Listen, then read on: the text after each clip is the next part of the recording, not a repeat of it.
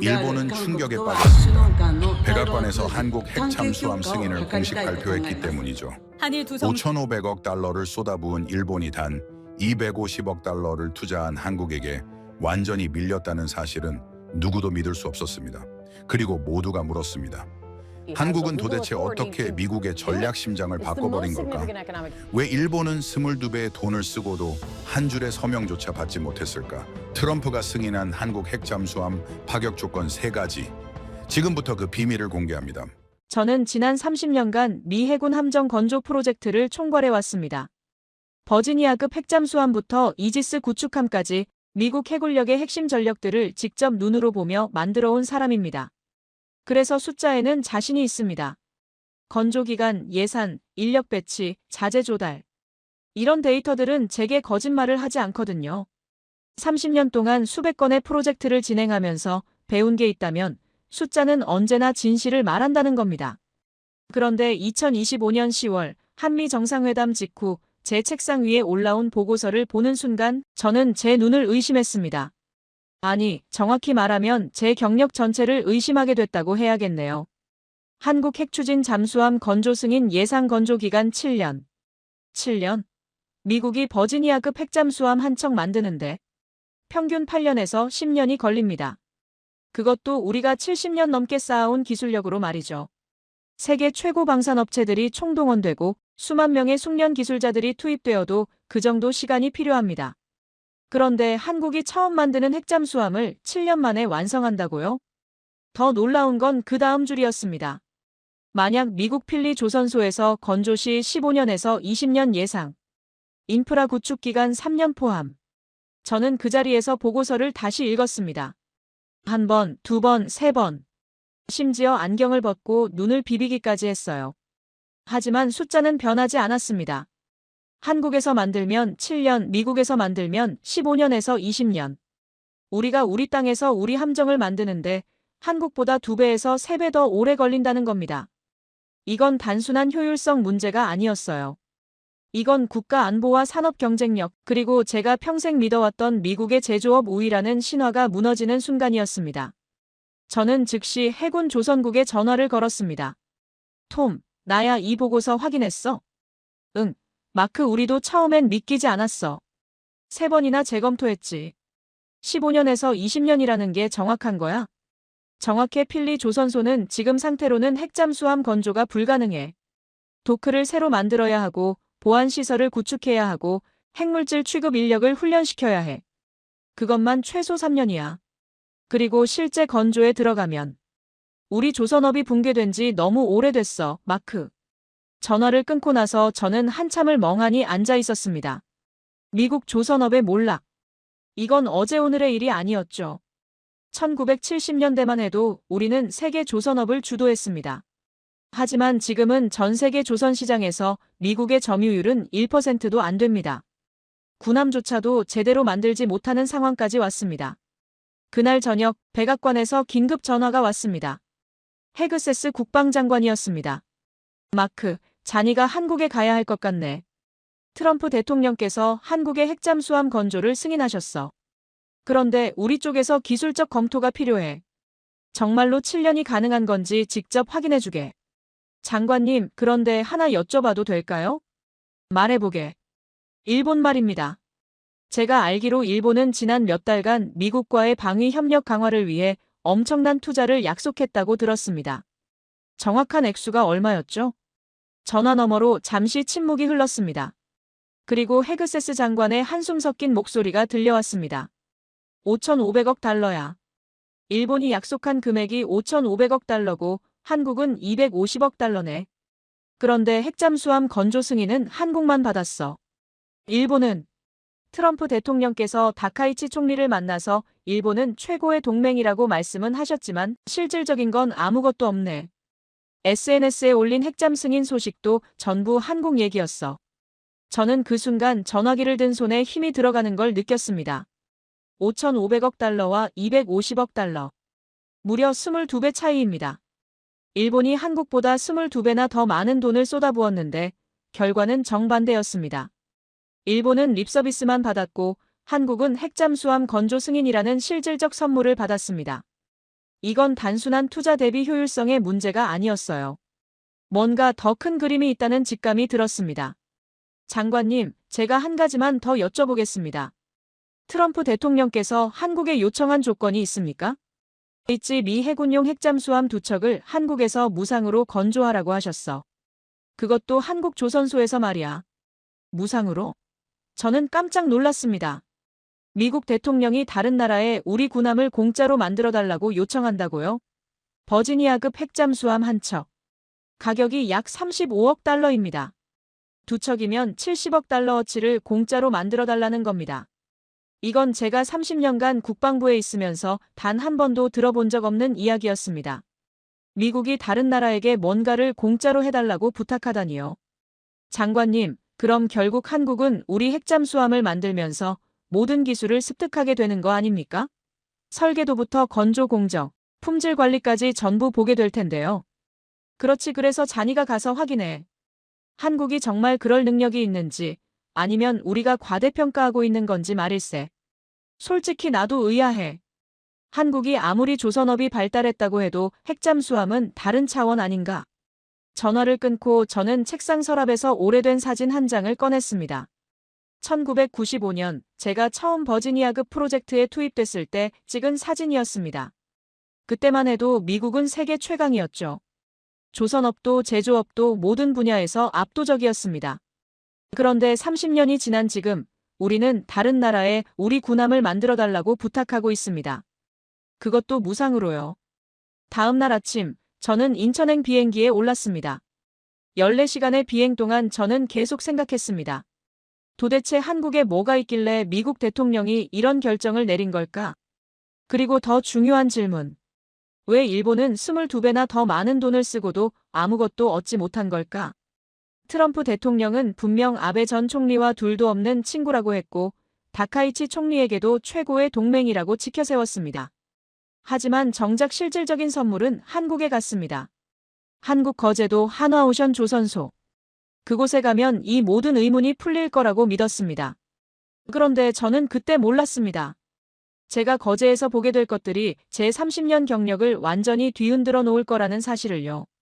그리고 일본이 왜 5,500억 달러를 쓰고도 패배했는지 그 잔혹한 진실을 마주하게 될 거라는 것도 말입니다.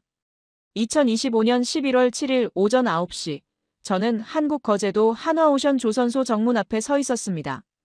공항에서 조선소까지 가는 1시간 동안 차창 밖으로 보이는 풍경이 예사롭지 않았어요. 거대한 크레인들이 하늘을 찌를 듯 솟아 있었고 바다 위로는 건조 중인 선박들이 질비했습니다. 마치 거대한 강철 숲속을 달리는 기분이었죠. 저게 다 배입니까? 운전기사에게 물었더니 그가 웃으면서 대답했습니다. 네, 저기 보이는 것만 해도 23만 톤급 LNG 운반선 4척, 컨테이너선 3척, 그리고 군함 2척입니다. 동시에 건조하고 있죠. 제가 알던 미국 조선소들은 한 척 만드는 것도 버거워하는데 이곳은 9척을 동시에 건조하고 있다고요? 마크 부차관보님 환영합니다. 조선소 입구에서 저를 맞이한 건 한화오션 국제협력본부 이사였습니다. 50대 초반으로 보이는 그는 유창한 영어로 저를 안내하며 말했습니다.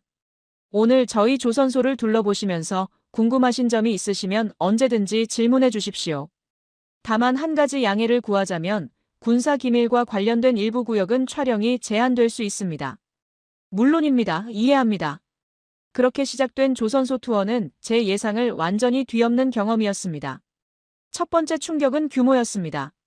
한화오션 거제 조선소는 축구장 450개를 합친 면적입니다. 정확히 300만 제곱미터.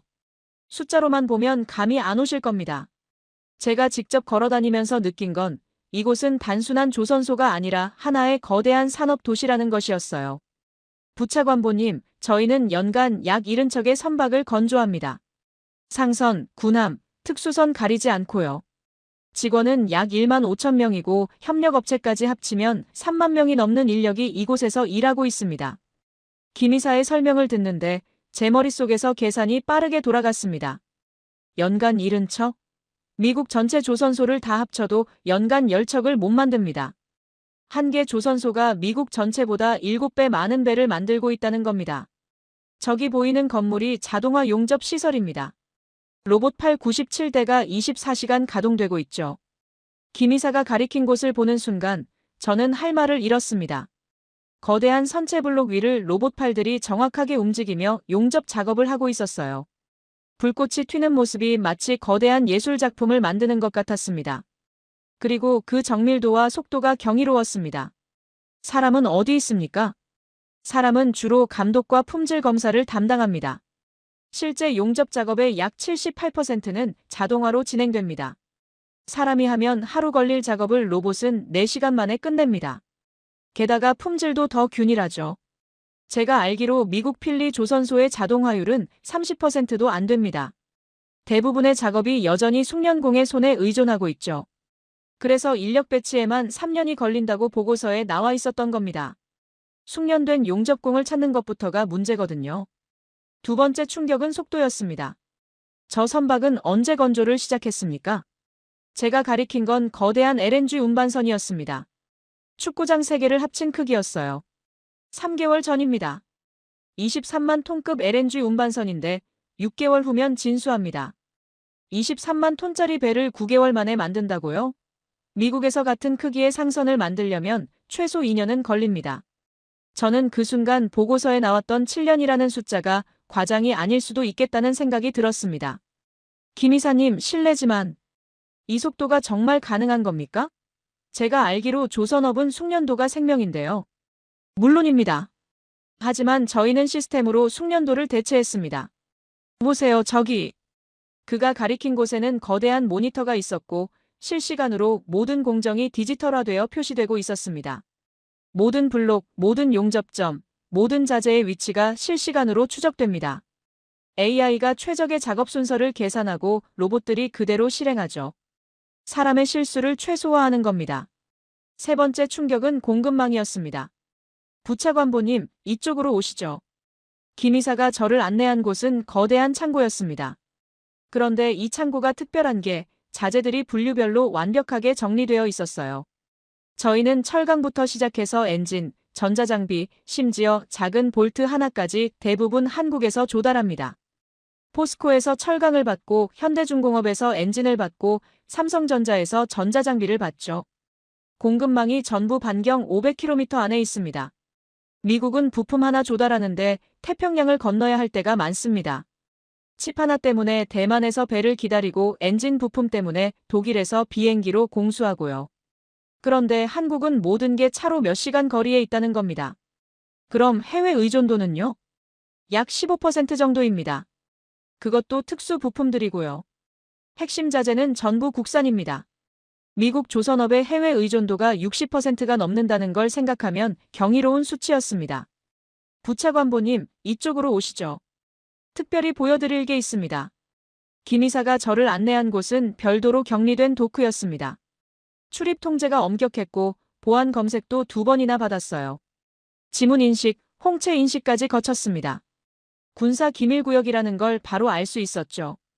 그리고 그 안에서 저는 장형실함을 봤습니다. 3,600톤급 잠수함. 거대한 검은 고래처럼 도크에 떠있는 모습이 압도적이었습니다. 길이 89m, 폭 9.6m.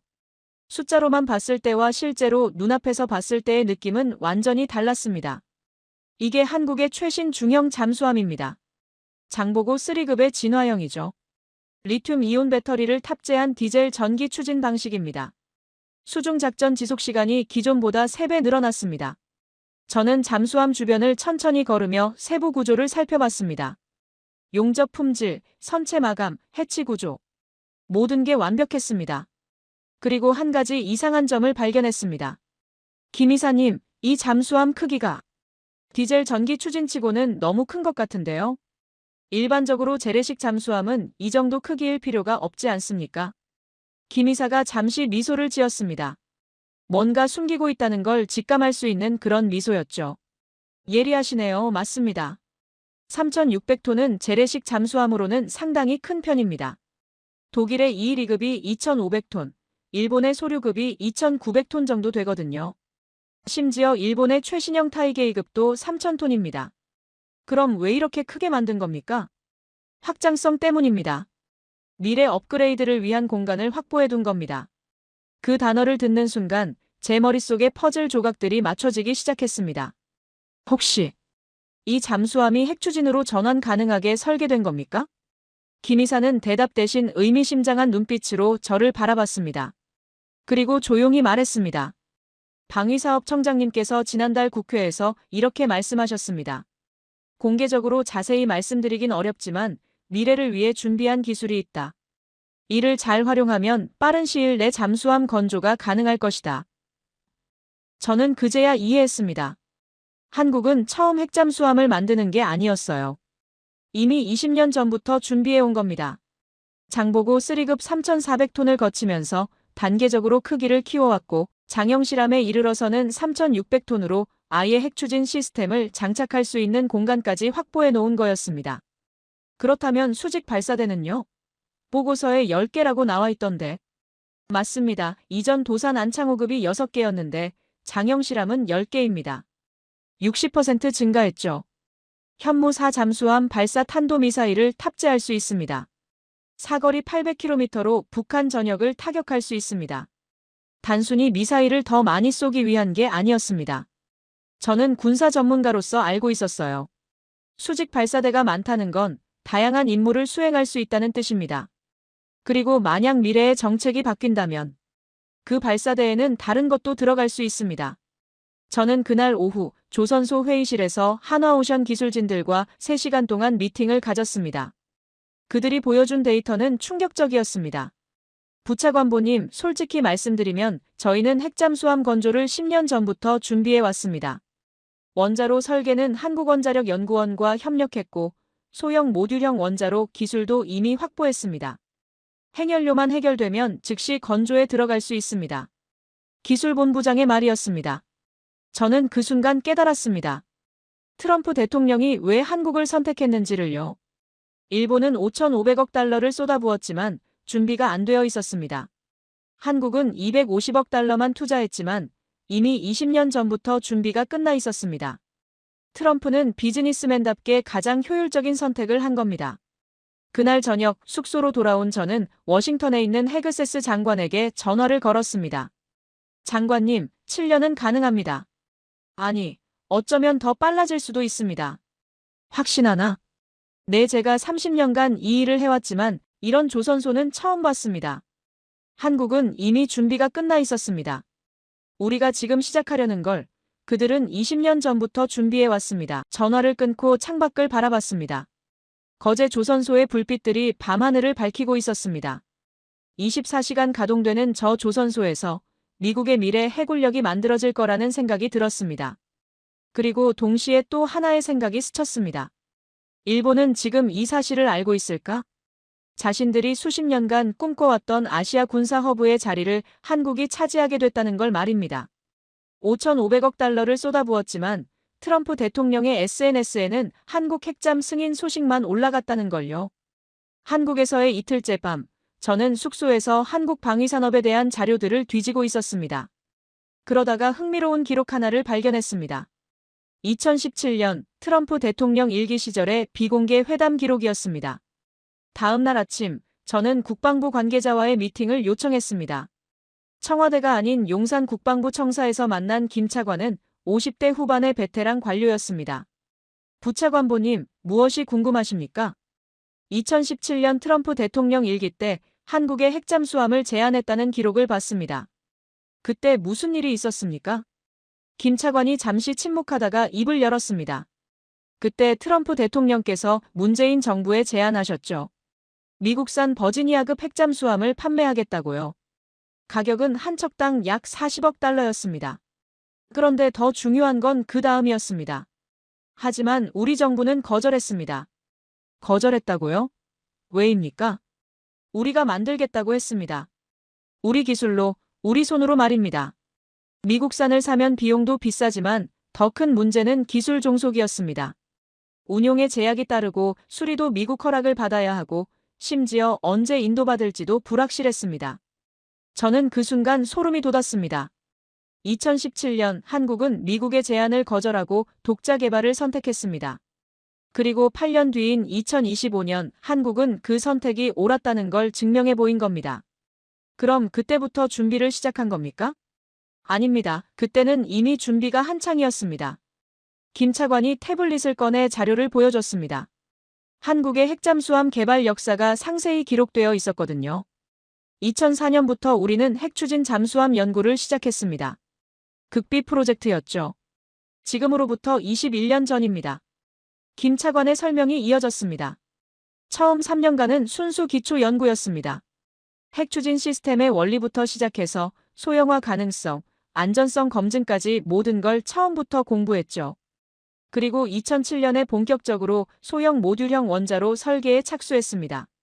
한국원자력연구원이 주도했고 방위사업청이 협력했습니다. 저는 계산을 해봤습니다. 2007년부터 원자로 설계를 시작했다면 지금까지 18년입니다. 거의 20년 가까이 원자로만 연구한 겁니다. 그런데 왜 아무도 몰랐습니까? 이런 대형 프로젝트가 어떻게 비밀로 유지될 수 있죠? 민간 원자력 연구로 위장했습니다. 소형 모듈형 원자로는 발전소용으로도 쓸 수 있거든요. 그래서 공개적으로는 차세대 원전 기술 개발이라고 발표했고 실제로는 잠수함용 원자로를 개발한 겁니다. 김 차관이 화면을 넘기며 계속 설명했습니다. 2012년에는 중요한 전환점이 있었습니다. 장보고 투급 건조를 시작한 겁니다. 3,000톤급이었는데 이때부터 본격적으로 핵전환 가능 설계를 적용했습니다. 핵전환 가능 설계요? 내 겉으로 보기엔 평범한 디젤 전기 추진 잠수함이지만 내부 구조는 훗날 원자로를 탑재할 수 있게 여유 공간을 확보해뒀습니다. 배관 구조도 핵추진 냉각 시스템을 고려했고요. 마치 빈 액자처럼 나중에 그림을 걸 수 있게 준비해둔 겁니다. 저는 그제야 이해했습니다. 한국은 처음부터 단계적 계획을 세워뒀던 겁니다. 갑자기 핵잠수함을 만드는 게 아니라 20년에 걸쳐 조금씩 능력을 키워온 거였죠. 2016년에는 장보고 3급으로 넘어갔습니다. 3,400톤급으로 더 커졌죠. 이때부터는 거의 핵잠수함 수준의 설계였습니다. 크기도 구조도 시스템도 모두 핵추진을 염두에 뒀습니다. 김 차관이 잠시 멈췄다가 의미심장하게 말했습니다. 그리고 2018년 우리는 고농축 우라늄 연료기술 연구에 들어갔습니다. 물론 실제 농축은 하지 않았습니다. 미국과의 협정 때문에 불가능했으니까요. 하지만 이론적 연구는 완료했습니다. 어떤 농도의 우라늄이 필요한지, 어떻게 다뤄야 하는지, 안전기준은 어떻게 되는지 모두 알아냈죠. 저는 놀라움을 감추지 못했습니다. 한국은 핵연료 자체는 없었지만 그 연료를 어떻게 사용할지는 이미 다 알고 있었던 겁니다. 마치 자동차를 다 만들어 놓고 휘발유만 기다리는 것과 같았습니다. 그리고 2023년 장영실함 건조가 시작됐습니다. 김 차관의 목소리에 자부심이 묻어났습니다. 3,600톤급 수직 발사대 10개, 리튬이온 배터리 탑재. 이건 사실상 핵잠수함의 모든 것을 갖춘 설계였습니다. 원자로만 빼고요. 우리 해군 장성들은 농담으로 이렇게 말했습니다. 장영실함은 원자로 들어가길 기다리며 태어난 배라고요. 저는 그날 오후 다시 한화오션을 찾았습니다. 이번에는 설계팀을 만나기 위해서였습니다. 부차관보님, 솔직히 말씀드리면 우리는 매 프로젝트마다 조금씩 크기를 키웠습니다. 1,800톤에서 3,000톤으로, 다시 3,400톤으로, 그리고 3,600톤으로요. 이건 우연이 아닙니다. 계획된 진화였습니다. 수석 설계사 박 이사의 말이었습니다. 왜 조금씩 키웠냐고요? 단번에 크게 만들면 의심받으니까요. 하지만 조금씩 키우면 자연스러운 기술 발전처럼 보입니다. 그리고 각 단계마다 우리는 배웠습니다. 더 큰 선체를 다루는 법, 더 복잡한 시스템을 통합하는 법, 더 정밀한 품질을 유지하는 법을요. 박 이사가 설계도를 펼쳐 보여줬습니다. 장영실함의 중앙부를 보세요. 여기 이 공간, 지금은 리튬 배터리가 들어가 있지만 실제로는 원자로가 들어갈 자리입니다. 크기도 딱 맞고 냉각 배관 연결도 이미 준비되어 있습니다. 우리는 그냥 기다리고 있었던 겁니다. 그날 저녁 저는 김 차관에게 다시 전화를 걸었습니다. 차관님, 한 가지만 여쭤보겠습니다. 2017년 트럼프 대통령 제안을 거절했을 때 일본 반응은 어땠습니까? 김 차관이 웃으며 대답했습니다. 비웃었죠. 한국이 미쳤다고요. 미국이 주는 걸 거절하다니, 자기들 힘으로 핵잠수함을 만들겠다니 말도 안 된다고 했습니다. 일본 방위성 고위 관계자가 언론에 이런 말도 했어요. 한국의 핵잠수함 꿈은 20년 뒤에나 가능할 것이라고요. 20년 뒤라고요? 네, 그런데 웃긴 게 뭔지 아십니까? 우리는 이미 그때 13년째 준비하고 있었다는 겁니다. 그리고 8년 뒤인 지금 우리는 승인을 받았고 일본은 5,500억 달러를 쓰고도 아무것도 못 얻었습니다. 전화를 끊고 저는 오랫동안 생각에 잠겼습니다. 한국이 선택한 건 단순히 핵잠수함이 아니었습니다. 자주국방이었습니다. 그리고 20년이라는 긴 시간 동안 묵묵히 준비해온 인내였습니다. 일본은 돈으로 모든 걸 살 수 있다고 믿었습니다. 하지만 20년의 준비는 5,500억 달러로도 살 수 없다는 걸 한국이 증명해 보인 겁니다. 한국 방문 4일째, 저는 국방부에서 마련한 특별 브리핑에 참석했습니다. 주제는 한국형 핵추진 잠수함 건조 로드맵이었습니다. 브리핑을 주도한 건 방위사업청장이었습니다. 마크 부차관보님, 오늘은 우리가 어떻게 7년 안에 핵잠수함을 건조할 수 있는지 구체적으로 말씀드리겠습니다. 청장이 레이저 포인터로 스크린을 가리키며 설명을 시작했습니다. 첫 번째 해에는 상세 설계를 완료하고 자재 조달을 시작합니다. 사실 기본 설계는 이미 끝났습니다. 장형 실함 설계가 바로 그겁니다. 우리가 할 일은 디젤 엔진을 빼고 원자로를 넣는 것뿐입니다. 마치 자동차 엔진을 교체하는 것과 비슷합니다. 물론 훨씬 복잡하지만 기본 원리는 같습니다. 저는 고개를 끄덕였습니다. 이미 장형 실함을 보면서 이해한 부분이었습니다. 자재 조달도 문제 없습니다. 철강은 포스코에서 이미 준비되어 있고 각종 부품들도 국내 협력업체들이 대기 중입니다. 우리는 공급망을 20년 동안 구축해왔습니다. 전화 한 통이면 다음 날 자재가 도착합니다. 석 청장의 설명이 계속됐습니다. 두 번째 해부터 본격적으로 선체 블록 건조가 시작됩니다. 한화오션의 강점이 여기서 드러나죠. 우리는 모듈 방식으로 작업합니다. 전체 잠수함을 여러 개의 큰 블록으로 나눠서 각 블록을 동시에 만드는 겁니다. 마치 레고 블록처럼요. 동시에요? 내선수 블록, 중앙 블록, 선미 블록을 따로따로 만들어서 나중에 조립합니다. 미국처럼 앞에서부터 순서대로 만드는 게 아니라 세 팀이 동시에 작업하는 겁니다. 시간이 3분의 1로 줄어들죠. 미국 조선소들이 왜 느린지 이제 명확히 이해됐습니다. 우리는 아직도 19세기 방식으로 배를 만들고 있었던 겁니다. 세 번째 해에는 주요 블록들을 조립하고 원자로 설치를 준비합니다. 이때 한국원자력연구원이 만든 소형 모듈형 원자로가 투입됩니다. 크기는 버스 한 대 정도 되고 무게는 약 200톤입니다. 특수 크레인으로 조심스럽게 중앙 블록에 장착하죠. 원자로 설치가 가장 중요하고 위험한 단계라는 걸 알 수 있었습니다. 네 번째 해는 원자로 탑재와 1차 시스템 통합입니다. 원자로를 선체에 고정하고 냉각 시스템을 연결하고 추진 시스템과 연동시킵니다. 이 과정에서 미국의 기술 지원을 받게 됩니다. 특히 핵연료 장전과 안전 검증 부분에서요. 저는 메모를 하며 물었습니다. 그럼 미국 기술자들이 한국에 상주하게 됩니까?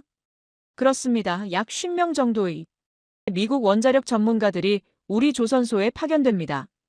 그들은 우리에게 핵연료 취급법을 가르쳐주고 우리는 그들에게 고속건조 기법을 보여주죠. 서로 배우는 겁니다. 이게 바로 기술 이전의 핵심이라는 걸 우리 둘 다 알고 있었습니다. 다섯 번째 해에는 2차 시스템 통합과 내부 장비 설치가 진행됩니다. 소나 레이더, 통신 장비, 무장 시스템 등 수천 개의 장비들이 들어갑니다. 그리고 수직 발사대 10개의 현무4 미사일이 장전됩니다. 현무4 말씀이시죠? 네, 현재는 재래식 탄두를 장착한 현무4입니다. 사거리 800km로 북한 전역을 타격할 수 있습니다. 현재는 재래식이지만 미래에는 다른 것도 가능하다는 뉘앙스였습니다. 여섯 번째 해는 해상시험과 성능 검증입니다. 실제로 바다에 띄워서 모든 시스템을 테스트하죠. 자망시험, 속도시험, 소음 측정, 무장시험 발사 등등. 이 과정에서 문제가 발견되면 즉시 수정합니다. 2년이면 충분합니까? 충분합니다. 이미 수십 번의 해상시험을 진행했습니다. 노하우가 축적되어 있어요. 그리고 원자로 부분만 새로운 거고 나머지는 검증된 시스템입니다. 마지막 슬라이드를 넘겼습니다. 일곱 번째 해, 최종 인도와 전력화입니다. 해군에 정식으로 인도되고 승조원 교육이 완료되면 실전 배치됩니다. 2032년이면 한국 최초의 핵추진 잠수함이 동해를 누비게 되는 겁니다. 저는 계산을 해봤습니다. 2025년 승인, 2032년 실전 배치. 정확히 7년이었습니다. 청장님, 그런데 만약 미국 필리 조선소에서 이걸 한다면 왜 15년에서 20년이 걸립니까? 준비 때문입니다. 필리 조선소는 지금 핵잠수함을 만들 수 없습니다. 도크부터 새로 만들어야 하고 보안시설을 구축해야 하고 핵물질 취급 허가를 받아야 합니다. 그것만 3년입니다. 그리고 숙련된 용접공, 배관공, 전기 기술자들을 찾아야 합니다. 미국은 조선업이 무너진 지 너무 오래됐어요. 지금 당장 군함을 만들 수 있는 인력이 부족합니다. 교육하는 데만 2년 걸립니다. 그럼 총 5년이 준비에만 쓰이는군요. 맞습니다. 우리는 그 5년이 필요 없습니다. 이미 준비가 끝났으니까요. 그래서 7년이고 미국은 15년에서 20년인 겁니다. 브리핑이 끝나고 저는 석 청장에게 개인적으로 질문했습니다. 청장님, 솔직히 여쭤보겠습니다. 트럼프 대통령이 요구한 미 해군용 2척 무상건조, 이게 사실은 한국에 유리한 거 아닙니까? 부차관보님은 정말 예리하시네요. 맞습니다. 겉으로 보면 우리가 70억 달러어치를 공짜로 만들어주는 것 같지만 실제로는 우리가 미국 버지니아급 설계도를 전부 보게 됩니다. 원자로 구조, 추진 시스템, 소음 저감 기술, 무장 체계까지 전부요. 이건 돈으로 살 수 없는 기술입니다. 그럼 일본은요? 일본은 조선소 능력이 안 됩니다. 연간 건조 능력이 우리의 10분의 1 수준이에요. 게다가 핵잠수함 같은 복잡한 건 만들어 본 적도 없고요. 트럼프 대통령은 비즈니스맨답게 할 수 있는 사람을 선택한 겁니다. 그날 밤 저는 워싱턴에 보고서를 보냈습니다. 제목은 간단했습니다. 한국의 7년은 기적이 아니라 20년 준비의 결과입니다. 그리고 마지막 문장에 이렇게 적었습니다. 일본이 5,500억 달러로 살 수 없었던 것을 한국은 250억 달러와 20년의 인내로 얻어냈습니다. 한국 방문 6일째, 저는 서울의 한 호텔 라운지에서 뜻밖의 사람을 만났습니다. 미 국방부 동아시아 담당 선임 분석관 데이비드 김이었습니다. 한국계 미국인인 그는 중국 군사전략 전문가였죠. 마크, 자네 지금 큰일 하고 있더군. 한국 핵잠수함 건 말이야. 데이비드, 자네는 여기서 뭐하나? 중국 반응 모니터링이지. 그런데 흥미로운 게 있어서 자네를 찾았네. 데이비드가 태블릿을 꺼내 보여줬습니다. 중국 CCTV 뉴스 화면이었습니다. 11월 4일 헤그세스 국방장관이 한국 방문했을 때 중국이 긴급 보도를 했어. 제목이 미 국방장관, 한국 핵잠 건조 전폭 지원 약속. 시작 버튼 눌러졌나였지. 화면 속 중국 앵커는 심각한 표정으로 뉴스를 읽고 있었습니다. 데이비드가 통역해줬습니다. 한국은 21세기 초부터 핵추진 잠수함을 국가전략 연구 범위에 포함시켰다. 이후 한국은 핵잠수함용 소형 모듈형 원자로, 고농도 핵연료라는 세 가지 경로를 형성했다. 그 목표는 방위 수요에서 기술 자주로 진화했다. 중국이 우리보다 한국을 더 잘 파악하고 있군요. 제가 말하자 데이비드가 고개를 끄덕였습니다. 그게 다가 아니야. 중국 바이두에 올라온 군사분석 글을 봤나? 제목이 역사상 가장 강력한 잠수함이자 핵무기 발사 플랫폼이라는 야심을 품은 한국의 장영실함이 진수되었다였어. 핵무기 발사 플랫폼이라고요? 그래, 중국 전문가들은 장영실함의 수직 발사대 10개에 주목하고 있어. 도산 안창호급이 6개였는데 장영실함은 10개로 늘렸잖아. 60% 증가한 거지. 중국은 이게 단순히 재래식 미사일 증가가 아니라고 분석해. 데이비드가 다른 화면을 보여줬습니다. 중국어로 빼곡히 적힌 분석 글이었습니다. 여기 봐, 10개의 발사셀은 채워지기를 기다리는 10개의 왕좌 같다.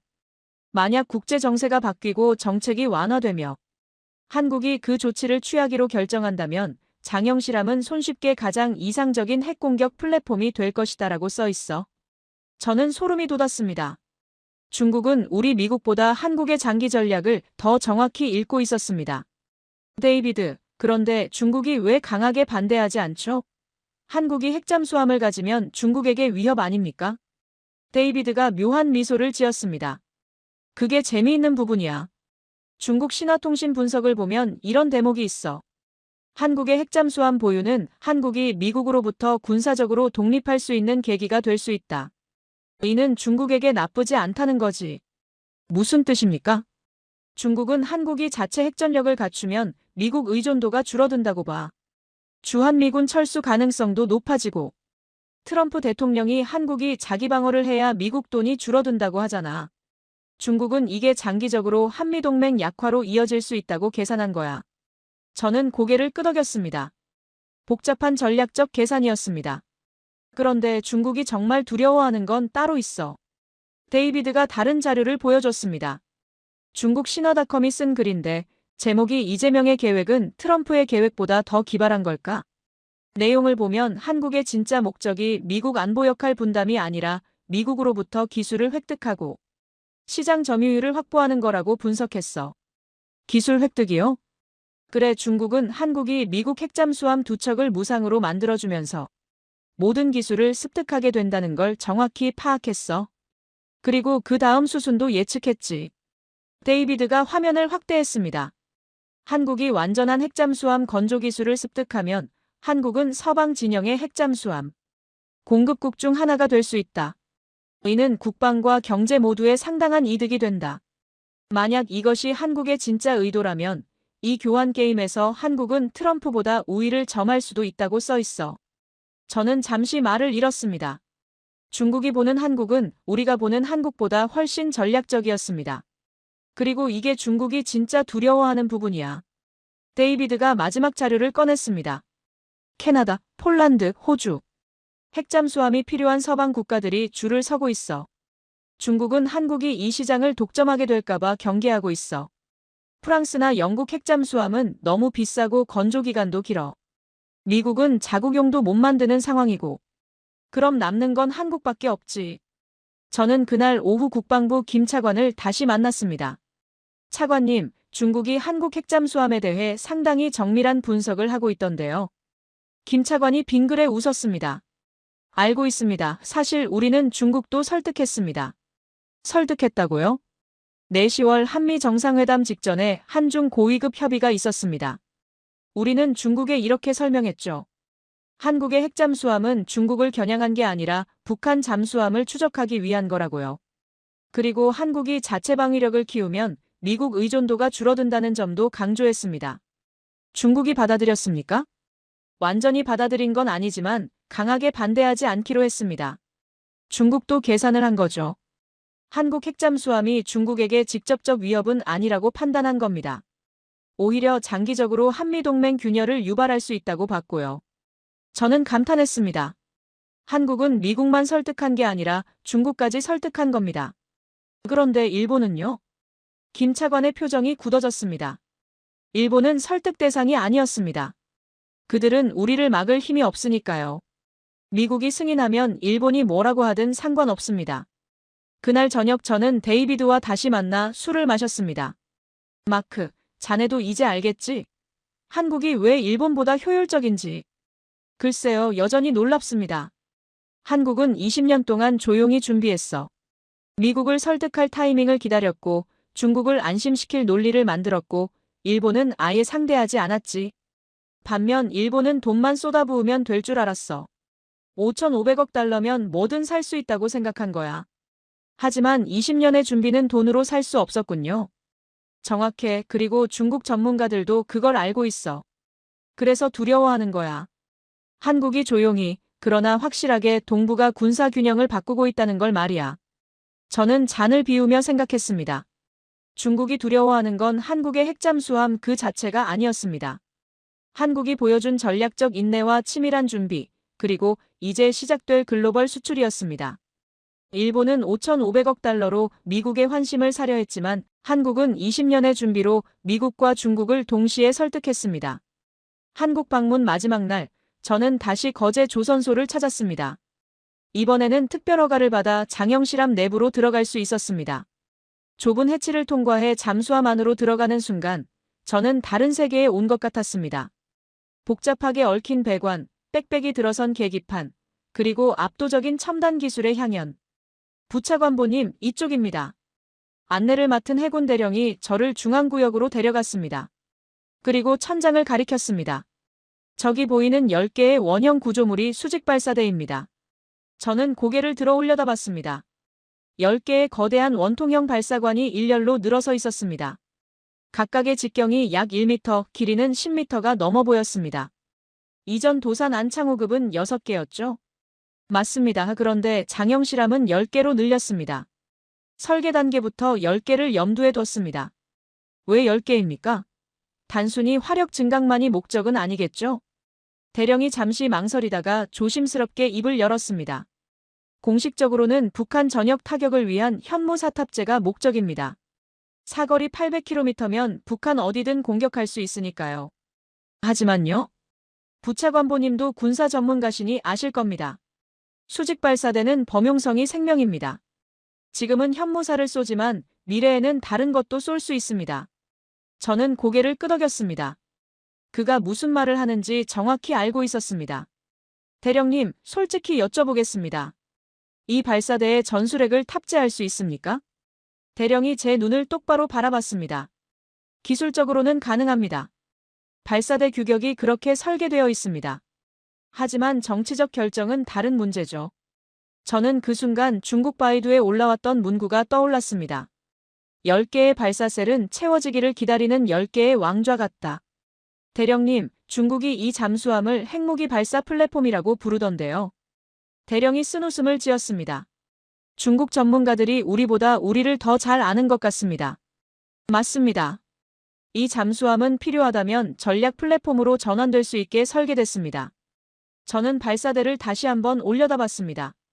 지금은 비어있는 10개의 거대한 관. 하지만 미래에는 어떤 무기가 들어갈지 아무도 모릅니다. 현무사의 탄두 중량은 얼마입니까? 약 2톤입니다. 재래식 고폭탄 기준이고요. 그럼 이론적으로 전술 핵탄두를 탑재하면 중량은 더 가벼워집니다. 핵탄두는 재래식 폭약보다 훨씬 가볍거든요. 그래서 사거리는 오히려 늘어날 겁니다. 저는 숨을 깊이 들이마셨습니다. 한국은 지금 당장은 핵무기를 보유하지 않겠다고 선언했습니다. 국방장관도 우리는 핵무기는 보유하지 않는다고 명확히 했죠. 하지만 플랫폼은 이미 준비되어 있었습니다. 대령님, 이 잠수함이 핵추진으로 전환되면 어떤 변화가 생깁니까? 작전 반경이 무제한으로 늘어납니다. 지금 디젤 추진은 한 번 출항하면 최대 2주 정도 작전 가능합니다. 하지만 핵추진으로 바뀌면 3개월, 6개월, 심지어 1년도 가능합니다. 연료 걱정 없이 전 세계 어디든 갈 수 있죠. 그럼 이 잠수함이 인도양이나 지중해까지 갈 수 있다는 건가요? 이론적으로는 가능합니다. 핵추진 잠수함의 장점이 그겁니다. 무제한 작전 반경과 고속이동. 저는 갑판실로 이동해 함장실을 둘러봤습니다. 비좁지만 효율적으로 설계된 공간이었습니다. 오후에 저는 한국국방연구원 연구원과 미팅을 가졌습니다. 그는 한국 핵전략을 연구하는 전문가였습니다. 부차관보님, 미국 싱크탱크 보고서를 보셨습니까? 어떤 보고서 말입니까? 트럼프 행정부 국방정책 서열 3위인 엘브리지 콜비가 쓴 보고서입니다. 그는 한국의 독자적 핵무장까지 주장했습니다. 저는 고개를 끄덕였습니다. 콜비의 주장은 워싱턴에서도 논란이었습니다. 콜비는 이렇게 말했습니다. 한국의 핵보유가 북한의 핵억지력을 의미한다. 미국이 한국을 지켜줄 수만은 없다. 트럼프 대통령은 한국이 원한다면 핵무장을 지지할 것이다라고요. 한국 정부 입장은 어떻습니까? 공식적으로는 핵무기 보유 계획이 없습니다. 하지만 플랫폼은 준비되어 있죠. 장형실함의 10개 발사대, 핵추진 시스템, 그리고 이미 완성된 미사일 기술. 필요하다면 6개월 안에 전환 가능합니다. 6개월이요? 네, 우리는 이미 플루토늄 추출 기술도 연구했고 고농축 우라늄 이론도 완성했습니다. 실제 농축만 안 했을 뿐이죠. 정치적 결정만 내려지면 기술적으로는 즉시 가능합니다. 저는 소름이 돋았습니다. 한국은 핵무기를 만들지 않는 게 아니라 만들지 않기로 선택한 겁니다. 그리고 그 선택은 언제든 바뀔 수 있었습니다. 그런데 왜 지금은 만들지 않습니까? 필요가 없으니까요. 지금은 미국의 해고산이 있고 한미동맹이 튼튼합니다. 하지만 만약 미래의 상황이 바뀐다면, 예를 들어 주한미군이 철수한다면, 그때는 선택이 달라질 겁니다. 저는 그날 밤 호텔로 돌아와 오랫동안 생각에 잠겼습니다. 장영실함의 10개 발사대. 중국은 그것을 10개의 왕좌라고 불렀습니다. 지금은 비어있는 왕좌지만 언제든 주인을 맞이할 준비가 되어 있는 왕좌. 한국은 핵무기를 보유하지 않습니다. 하지만 핵무기를 탑재할 잠수함은 이미 만들고 있습니다. 핵추진 기술도 확보했고 미사일 기술도 완성했습니다. 마지막 퍼즐 조각인 핵탄두만 빠져 있을 뿐입니다. 그리고 그 마지막 퍼즐 조각은 정치적 결정의 문제일 뿐, 기술적으로는 이미 해결되어 있었습니다. 저는 워싱턴에 보고서를 보냈습니다. 한국의 장영실함은 현재는 재래식 잠수함입니다. 하지만 설계상 핵추진 전환과 전략무기 탑재가 모두 가능합니다. 한국은 핵무기 보유를 선언하지 않았지만 플랫폼은 이미 준비했습니다. 이는 일본이 70년 동안 꿈꿨지만 이루지 못한 것입니다.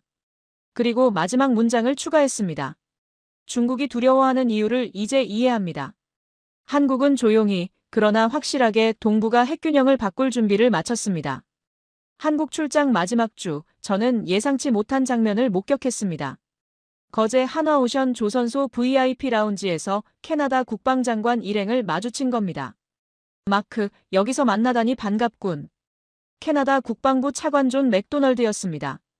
우리는 나토 회의에서 몇 번 만난 적이 있었죠. 존, 자네도 한국 잠수함 보러 왔나? 그렇다네, 우리 국방장관님이 직접 오셨어. 장영실함을 꼭 보고 싶다고 하셔서 말이야. 그날 오후, 저는 캐나다 국방장관 일행이 장영실함을 시승하는 모습을 멀리서 지켜봤습니다. 캐나다 국방장관은 잠수함에서 나오면서 환한 표정을 짓고 있었습니다. 저녁에 존을 다시 만났을 때 그는 흥분을 감추지 못했습니다. 마크, 우리가 찾던 게 바로 저거야.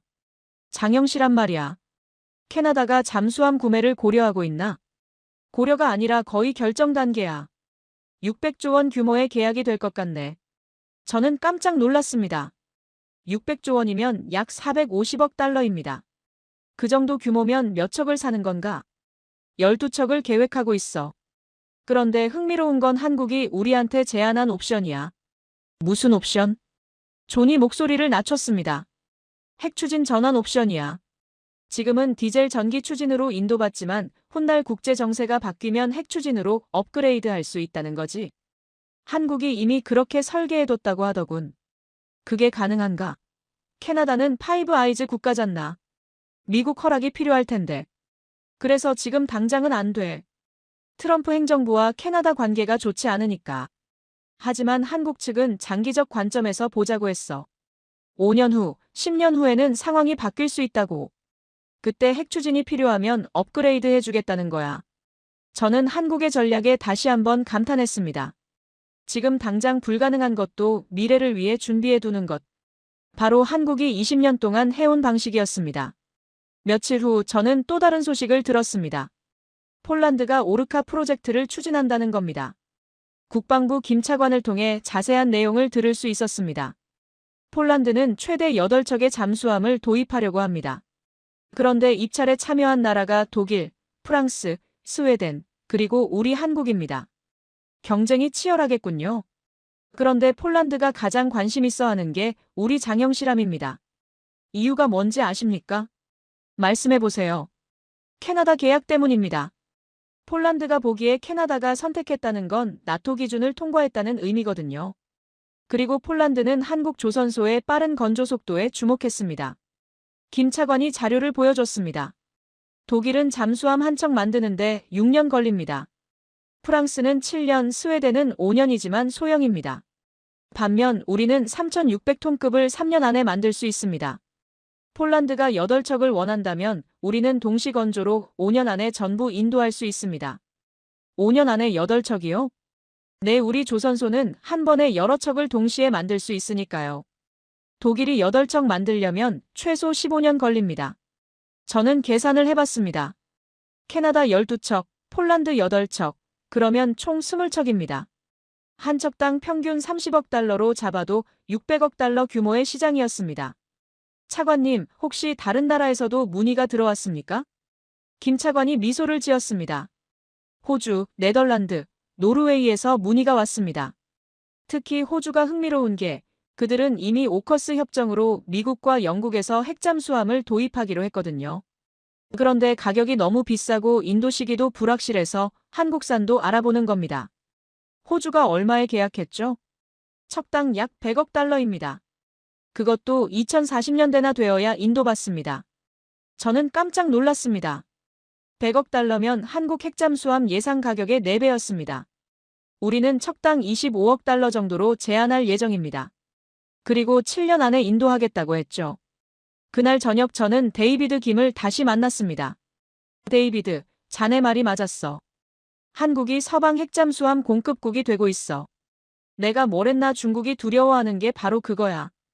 한국이 기술을 확보하면 전 세계에 팔 거라는 거지. 그럼 한국은 엄청난 경제적 이득을 얻고 동시에 국제적 영향력도 커지는 거야. 그런데 미국은 괜찮을까? 우리 동맹국들이 한국산을 사면 미국 방산업체들은 손해 아닌가? 데이비드가 고개를 저었습니다. 미국은 지금 자국용도 못 만들어 동맹국까지 챙길 여력이 없어. 차라리 한국이 만들어서 서방 진영 전체의 전력을 높이는 게 나아. 그리고 한국산 잠수함들은 결국 미국 무기 체계와 호환되니까 미국 방산업체들도 부품 수출로 이득을 봐. 그럼 일본은요? 일본. 데이비드가 씁쓸하게 웃었습니다. 일본은 이 시장에 끼지도 못해 조선소 능력도 안 되고 가격 경쟁력도 없어. 게다가 일본은 무기 수출 제한이 있어서 적극적으로 팔 수도 없지. 그들이 5,500억 달러 쓴 건 결국 미국 환심 사려는 것뿐이었어. 실질적인 산업 경쟁력은 못 얻은 거야. 저는 그제야 전체 그림이 보였습니다. 한국은 250억 달러를 투자해서 핵잠수함 기술 확보, 미국 핵잠 2척 무상 건조로 완전한 기술 습득, 캐나다 600조 계약, 폴란드, 호주 등 추가 수출, 서방 핵잠수함 공급국 지위 확보. 데이비드, 이건 단순한 무기 거래가 아니야. 맞아, 이건 세계 질서의 변화야. 한국이 방산 강국으로 부상하는 거지. 그리고 그 중심에 조선업이 있어. 일본이 잃어버린 것을 한국이 차지한 거야. 저는 그날 밤 마지막 보고서를 작성했습니다. 한국의 핵잠수함 승인은 단순한 무기 도입이 아닙니다. 이는 글로벌 도미노의 시작입니다. 캐나다, 폴란드, 호주를 시작으로 한국은 서방 세계의 잠수함 공급국이 될 것입니다. 일본이 수십 년간 꿈꿨던 자리를 한국이 차지했습니다. 귀국 전날 밤, 저는 용산 대통령실에서 열린 작은 만찬에 초대받았습니다. 이재명 대통령이 직접 참석한 비공개 만찬이었습니다. 마크 부차관보님, 2주간의 한국 방문 어떠셨습니까? 이재명 대통령의 질문에 저는 솔직하게 답했습니다. 제 30년 경력을 완전히 다시 생각하게 만든 시간이었습니다. 어떤 점에서요? 저는 미국이 여전히 최강이라고 믿었습니다. 조선업은 쇠퇴했지만 언제든 회복할 수 있다고 생각했죠. 하지만 한국을 보고 깨달았습니다. 20년의 격차는 돈으로 메울 수 없다는 것을요. 한국 전쟁 때 미국이 우리를 도와줬습니다. 그때 우리는 아무것도 없었죠. 하지만 70년이 지난 지금 우리가 미국을 도울 수 있게 됐습니다. 이게 바로 진정한 동맹 아니겠습니까? 저는 그 말에 깊이 공감했습니다. 11월 14일 이재명 대통령이 팩트시트를 발표하면서 했던 말이 떠올랐습니다. 과거 미국이 대한민국을 도왔던 것처럼 이제 우리 대한민국이 동맹인 미국의 핵심 산업 재건에 함께할 것입니다. 이건 단순한 외교 수사가 아니었습니다. 역할의 완전한 역전이었습니다. 만찬이 끝나갈 무렵 이재명 대통령이 조용히 말했습니다. 부차관보님, 미국 싱크탱크에서 흥미로운 보고서가 나왔다고 들었습니다. 어떤 보고서 말씀이신지요? 트럼프 행정부 국방정책 고위급인 엘브리지 콜비의 보고서입니다. 한국의 독자적 핵무장을 지지한다는 내용이던데요. 저는 조심스럽게 답했습니다. 그건 개인 의견일 뿐입니다. 알고 있습니다. 하지만 중요한 건 트럼프 대통령의 철학 아니겠습니까? 그분은 한국이 스스로 방어해야 미국 돈이 줄어든다고 생각하시죠. 우리는 핵무기를 원하지 않습니다. 하지만 플랫폼은 준비되어야 합니다. 혹시 모를 미래를 위해서요. 만약 언젠가 주한미군이 철수한다면, 만약 미국의 해고산이 사라진다면 그때 우리는 선택할 수 있어야 합니다.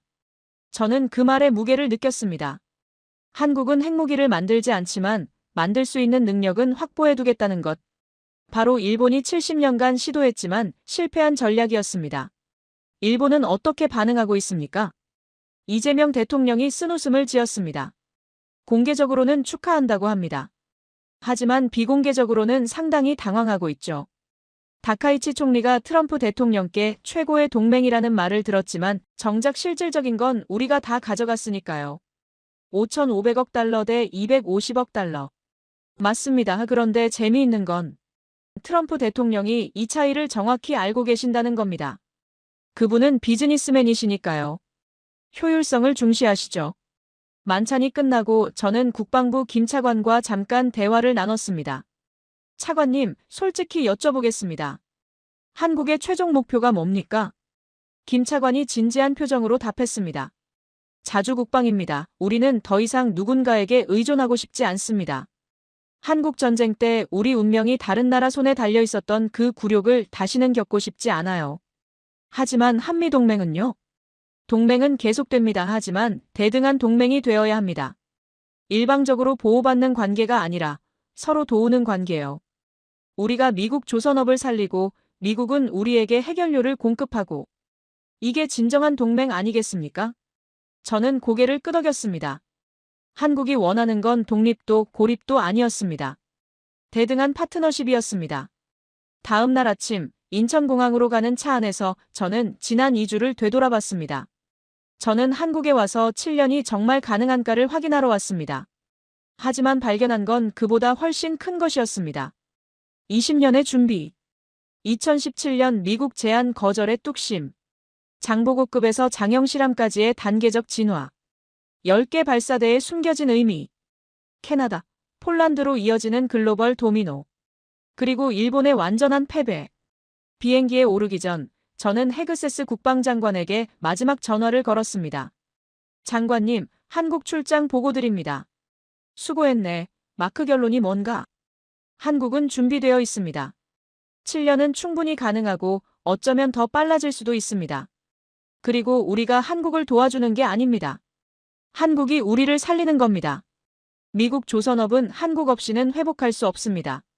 전화 너머로 헤그세스 장관의 긴 한숨이 들렸습니다. 그래, 나도 알고 있네. 트럼프 대통령께서도 아시고 그래서 한국을 선택한 거야. 일본이 아니라. 일본은 어떻게 됩니까? 일본은 글쎄, 그들은 돈으로 모든 걸 살 수 있다고 믿었어. 하지만 20년의 준비는 5,500억 달러로도 살 수 없다는 걸 배웠겠지. 비행기가 이륙했습니다. 창밖으로 한국이 점점 작아지고 있었습니다. 하지만 저는 알고 있었습니다. 한국의 영향력은 이제 시작이라는 것을요. 14시간의 비행 동안 저는 최종 보고서를 작성했습니다. 한국 핵잠수함 프로젝트는 단순한 무기 도입이 아닙니다. 이는 전후 70년 만의 역할 역전입니다. 한국 전쟁 때 미국이 한국을 구했다면 이제는 한국이 미국 조선업을 구합니다. 한국은 250억 달러로 다음을 얻었습니다. 핵잠수함 건조 승인. 미국 기술 완전 이전. 글로벌 수출 시장 독점. 아시아 군사 허브 지위. 일본은 5,500억 달러로 다음만 얻었습니다. 트럼프의 립서비스. 이것이 한국과 일본의 차이입니다. 한국은 20년을 준비했고 일본은 돈으로 해결하려 했습니다. 트럼프 대통령은 비즈니스맨답게 가장 효율적인 선택을 했습니다. 그리고 그 선택은 동북아 질서를 완전히 바꿀 것입니다. 새로운 질서가 시작되었습니다. 한국이 중심에 있는 질서가. 보고서를 완성하고 저는 눈을 감았습니다. 그리고 마지막으로 떠오른 장면은 장형실함의 10개 발사대였습니다. 중국이 10개의 왕좌라고 부른 그것. 지금은 비어있지만 언제든 주인을 맞이할 준비가 된 왕좌. 한국은 조용히 그러나 확실하게 미래를 준비하고 있었습니다. 20년의 인내가 5,500억 달러를 이겼습니다. 이 이야기가 마음에 남으셨다면 댓글로 여러분의 의견을 남겨주시고 구독과 좋아요로 함께 지켜봐 주세요.